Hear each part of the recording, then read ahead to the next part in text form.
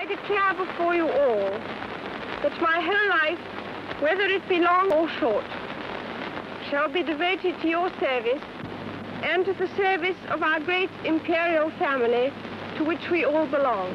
Queen Elizabeth II surpasses her great-great-grandmother, Queen Victoria, to become the longest-serving British monarch in history this week.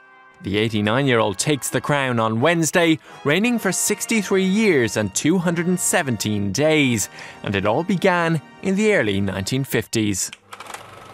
1953. It was the year the world was introduced to Ian Fleming's James Bond, the year Edmund Hillary and Sherpa Tenzing Norgay conquered Everest, and the year Elvis Presley made his first ever recording. In Britain, an estimated 3 million people lined the streets of London. World leaders, dignitaries and invited guests gathered at Westminster Abbey, and millions of people around the world huddled around television sets, all to witness a momentous occasion for the British Empire. Elizabeth was just 25 years old when she ascended to the throne in 1952, but she was not always destined to be queen. Her father, George VI, became king after the abdication of his brother, Edward VIII, and when he died, his eldest daughter was next in line. The young queen quickly took to her new role with energy and grace, and soon she and her husband, Prince Philip, set off on a 6-month world tour. She became the first monarch to circumnavigate the globe, and in time also became the most widely travelled head of state in history.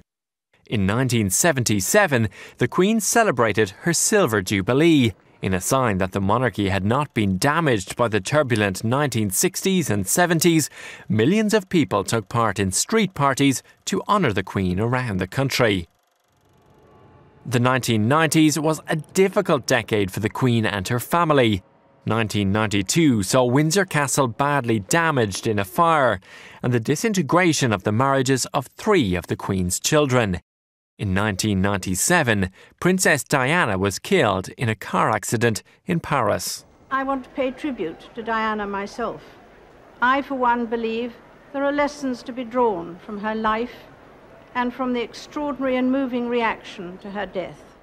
In 2002, the Queen celebrated her Golden Jubilee, but the year also brought personal sadness. In February, the Queen lost her sister, Princess Margaret, and just a few weeks later, in March, the Queen Mother passed away at the age of 101. But recent years have brought happier times for the Queen. She marked her Diamond Jubilee in 2012, watched as her family grew, and even jumped out of a helicopter with James Bond at the London Olympics. Well, kind of. Now aged 89, she continues to carry out her duties as monarch and as a great-grandmother with remarkable energy.